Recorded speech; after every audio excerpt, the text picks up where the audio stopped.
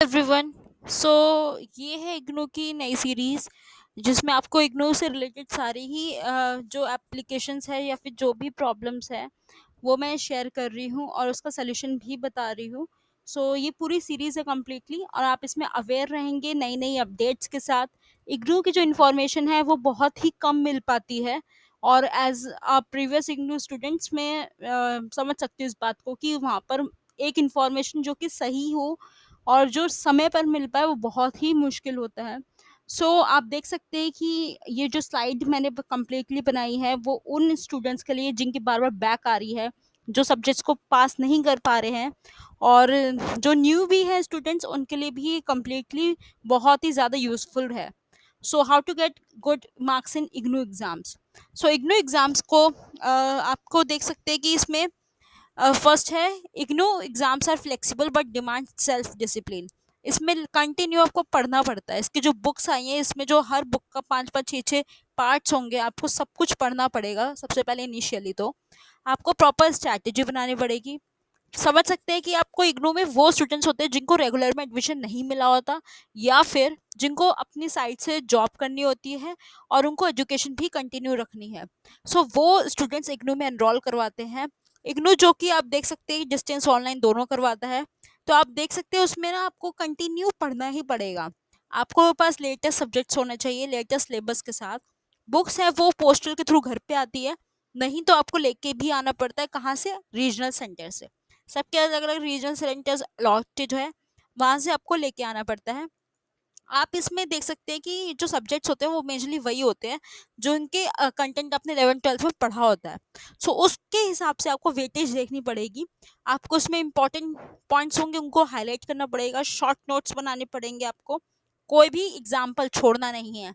Example ही इग्नू सबसे ज़्यादा देता है न्यूमेरिकल्स की अगर बात करें तो। आपको हर सब्जेक्ट का एक डिवाइड करना अपना टाइम विद टॉपिक। मीन्स आपको एक सब्जेक्ट है या दो सब्जेक्ट हो, आपको दो एक महीने में कंप्लीट करना है 30 दिन के अंदर। तो आपको क्या करना पड़ेगा, आपको रेगुलरली 1.5 से 2 घंटे ज़रूर बुक्स को थोरली पढ़ना है।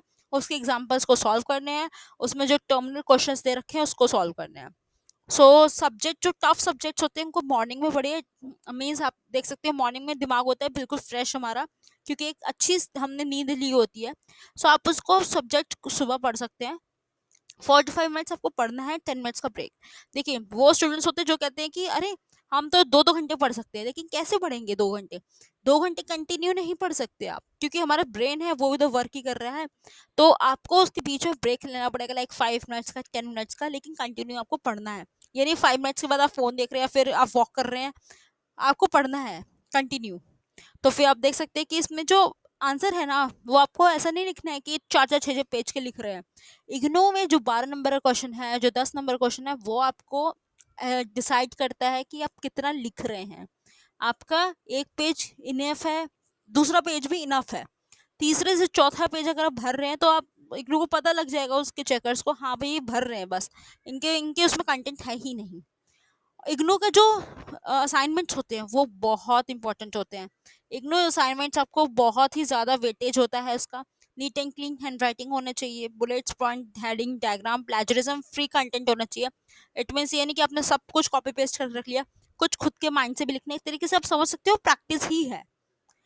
एग्जाम राइटिंग टिप्स आपने इसमें दे रखे हैं। स्टार्ट करें एक स्ट्रॉन्ग इंट्रोडक्शन के साथ, हेडिंग सब हेडिंग दें, उसमें प्रॉपर एग्जांपल्स है विद डेफिनेशंस दें, नीट एंड क्लीन आपको स्ट्रक्चर इट मीन्स डायग्राम बनाना है। कोई भी आंसर को आपने इनकम्प्लीट नहीं छोड़ना है। देखो आपको जो रिप्रेजेंट कर रहा है ना वहाँ पे आपका एग्जाम पेपर आपका रिप्रेजेंट करेगा, आपकी जो आंसर शीट है वो रिप्रेजेंट करेगी आपको वहाँ पे। तो आप उसको किस तरीके से सुंदर बना सकते हैं। सुंदर का मतलब ये नहीं कि आप फुल पत्ती लगा रहे हैं, इट मीन्स आपने बिल्कुल neat and clean hand writing है, विद नीट एंड क्लीन अपने पेन के साथ अपने डायग्राम बना रखे हैं। तो ये सब चीज़ आपको इंश्योर करता है हायर मार्क्स। आपको कोई भी आंसर को इनकम्प्लीट नहीं छोड़ना है और टाइम मैनेजमेंट करना है। ड्यूरिंग एग्जाम के साथ आपको 3 घंटे का आपका पेपर है 100 मार्क्स का, 2 घंटे का पेपर होता है किसी का, 1 घंटे का पेपर होता है 25 नंबर का। तो उसमें क्या करना है, आपको एलोकेट करना है टाइम, कितने टाइम के अंदर एक क्वेश्चन मैं फिनिश कर सकता हूँ। ये कर सकती हूँ। एक्सप्लेन ओवर नहीं कर देना आपको वन क्वेश्चन, ये नहीं होना चाहिए वन क्वेश्चन को आप 6 पेज लिख चुके हो, सेकंड क्वेश्चन आपने 1 पेज भी नहीं लिखा है। आपका एक स्टार्टिंग से जो नीट एंड क्लीन स्ट्रक्चर है वो एंड तक होना चाहिए। और लास्ट 10 मिनट्स आपको रिवीजन के लिए छोड़ने हैं कि पूरी आंसर शीट को अच्छे से देखो, कहाँ क्या कमी रह गई है, वहाँ उस चीज़ को इम्प्रूव करना है। स्टे कंसिस्टेंट, पॉजिटिव रहना, अपने रिजल्ट को लेकर बिल्कुल ही पॉजिटिव रहें। ये नहीं कि फेल हो गए ये वो, आप कोशिश करें लिखने की अच्छी अच्छी आंसर शीट को, अगर आप अच्छा कर पाएंगे तो ही आपके मार्क्स मिलेंगे। और सबसे इम्पोर्टेंट मैं अगर आपको बोलूँ कि जिन बच्चों को ना क्लियर नहीं हो रहे सब्जेक्ट, उनके बैक पे बैक लग रही है, उनका ईयर्स खराब हो रहे हैं, 3 साल की डिग्री 6 साल में जाके पूरी हो रही है, तो उनको ना गेस्ट पेपर के सपोर्ट लेना चाहिए। लाइक नीरज की बुक्स होती है, नीरज की बुक्स बहुत ही वेल डन बुक्स है। आपको नीरज की बुक का क्वेश्चन फंसेगा ही फंसेगा आपके क्वेश्चन पेपर में। उसमें आपने नीरज की बुक ली, ऑलमोस्ट 150-130 रुपए की बुक आती है पर सब्जेक्ट, आपने बुक ली और उसी से ही थोरली पढ़ना है।